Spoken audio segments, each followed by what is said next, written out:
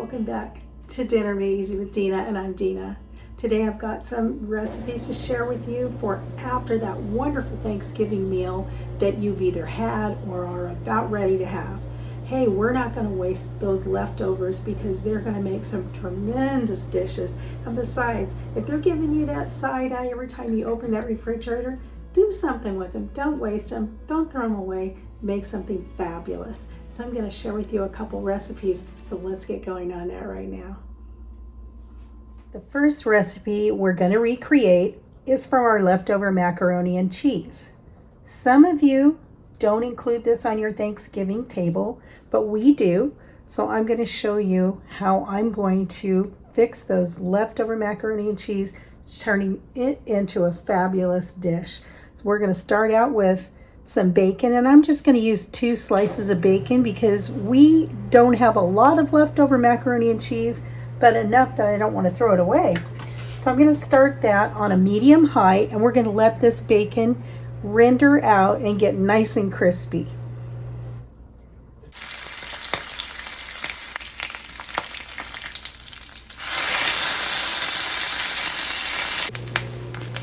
Okay, so we're going to take that out and let it rest on a paper towel.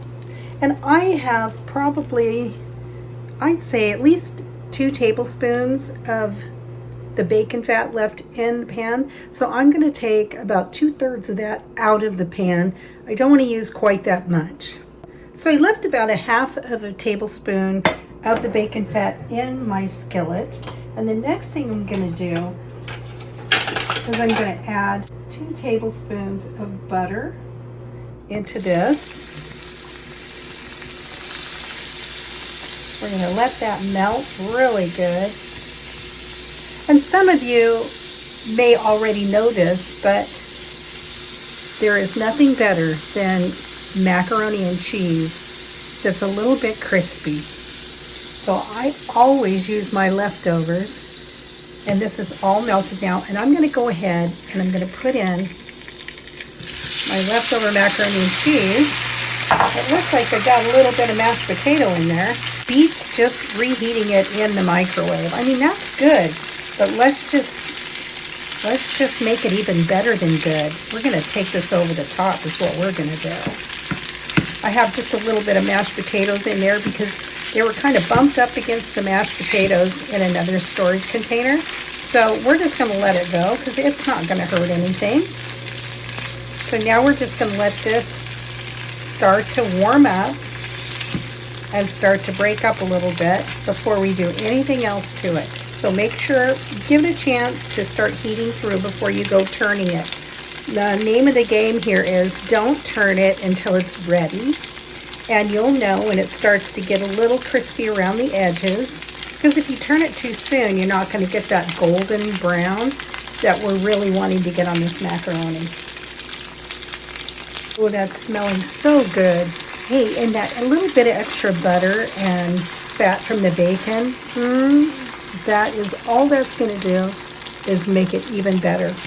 So now that it's starting to break up, I went ahead and turned the temperature up on this to about a medium and medium high, just so that we can start getting that crispy into our mac and cheese.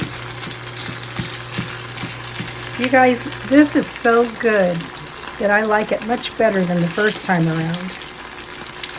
So I do manage to make a little too much when I make this during the holidays, and that's okay because I know it's not going to waste. Find the right size of spatula here. I'm just going to give it a quick look. And it is, oh, it's looking good under there. Now what I do when I go to turn this is I kind of divide the skillet because I'm not really good with flipping things in the skillet. Not unless I want to wear it or clean up the kitchen all over again. So I'm not going to do that. So I just kind of did this in fourths. We're going to go ahead and give this a turn. There we go. See how nice and crispy that is on the back side?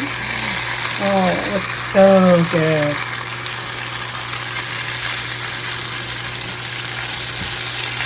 I don't know. If you guys have done this with your macaroni and cheese, tell me what you put in yours to kind of liven it up a little bit, because I do add a couple of extra ingredients in here.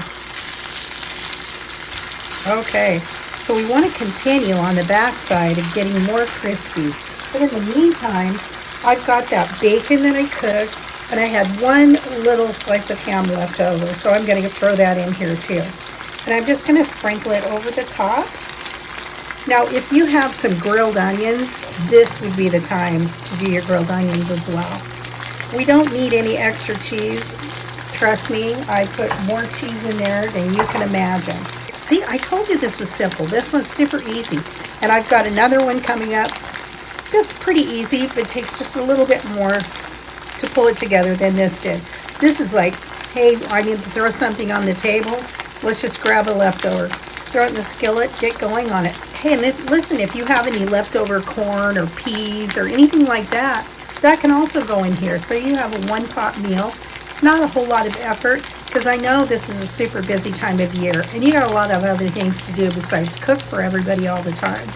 So here it is. This is your simple meal. And if you haven't had homemade macaroni and cheese on the table for your Thanksgiving and your Christmas meals, guys, you're missing out. It really fits in well. It's excellent. And listen, you got all this good stuff to look forward to after the holiday.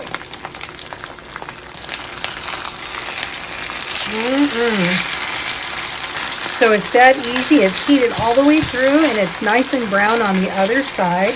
So I think it's time to take this out and give this a good taste. I'm just going to slide it right on to a dish like that.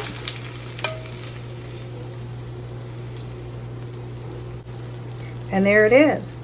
Let's give that a try. Okay, it's that time. We're going to give it a try. I know this is going to be delicious.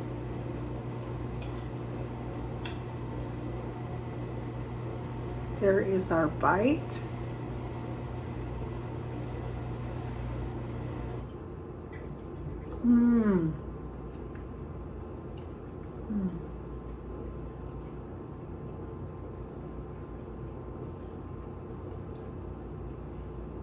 This is so much better the second time around. Give it a try if you haven't tried it. Great leftover idea. Let's get to the next one. We have another leftover Thanksgiving dish that we're going to prepare. I'm going to show you how to do this one super easy. You can fix it for now. You can put it together and throw it in the freezer and have it later when you're not so stuffed with turkey and stuffing. That's okay to do. Whatever you want to do with it. So I have some turkey, and I'm just going to chop it up a little bit. I'm going to use this giant chopper. Lord help me. And I'm just going to chop the turkey up in bite-sized pieces. Oh, there's a little piece of ham in there. Well, that's going in there too. Just like that. Super easy, right? Right. You can put in as much turkey as you want. You can put ham in here, whatever you've got. Go ahead and throw it in here, because this is going to be a delicious meal. And it's going to be one of those one dish and we're done meals. Okay? So this will be an easy one for when you're out shopping. Right? Okay. So I'm going to throw the turkey right into the bottom of the dish. And I have kind of a smaller baking dish. This is probably a 5 by 9, which is perfect for 2 people. There we go. So we've got the turkey in the dish just like this. Next thing we're going to do, we have our leftover stuffing. And we're going in with some of that, because you know that's the best. And if you don't like stuffing, go in with leftover vegetables. You don't have to do stuffing if you don't like stuffing. Get creative. Now we had some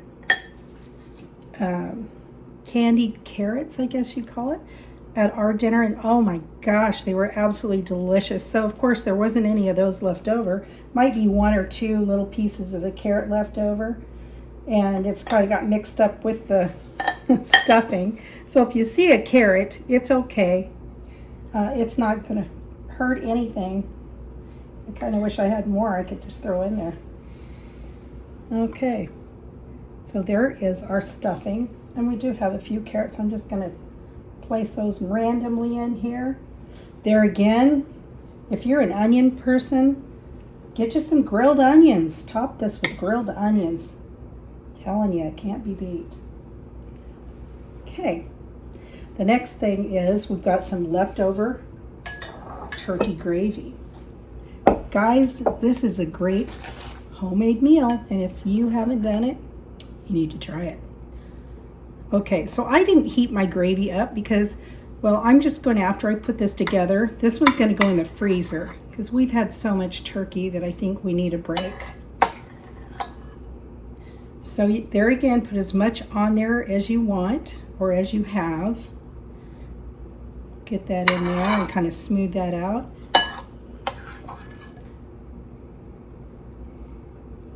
There we go. A little bit more. We don't want it to be dry. This is what's going to make it nice and moist and really, really good. We did brine our turkey for 24 hours, and we made up our own brine. Oh man, was that good. If anybody's interested, just let me know, and I'm happy to post a recipe for that. There we go. Okay, so I think I've got enough gravy on there. So you know what's coming next, right? If you don't, you should. Next, we've got leftover mashed potatoes. Now you can put sweet potatoes here if you like. But, you know, I didn't really want to put candied sweet potato on here. If it was just a plain sweet potato, I would have been all over that, but we didn't have that this year. There we go. And once again, I did not heat this up. If you're going to make this for dinner tonight, or the night you're going to make this, then by all means you can microwave your gravy and your mashed potatoes so that they're nice and creamy smooth on here, and then pop it into a 350 degree oven for about, I'd say 35-40 minutes until it's heated all the way through. If you're putting this in the freezer like I am, you want to make sure that you wrap the top layer with saran so that you don't get freezer burn. Wrap it really tight with saran, and then wrap it again really good in tin foil. And try and make sure that you don't have a bunch of air gaps in there, because air is a friend only to freezer burn, so try not to do that. And then when you pull this out, make sure, if you can, that you put it in the refrigerator the morning that you want to cook it, so that you're not cooking it from completely frozen state, because it takes a long time. That's the only reason. But also make sure that you take that saran wrap off. Don't forget you've got saran wrap. And my suggestion is this, and I usually do this, is put your foil on and then put a label on there that reminds you to remove the wrap. It's a good idea, because if you forget, there goes your dinner and all your hard work. So then we're just going to wrap this up with the saran, with the foil, and then we're going to place this one in the freezer.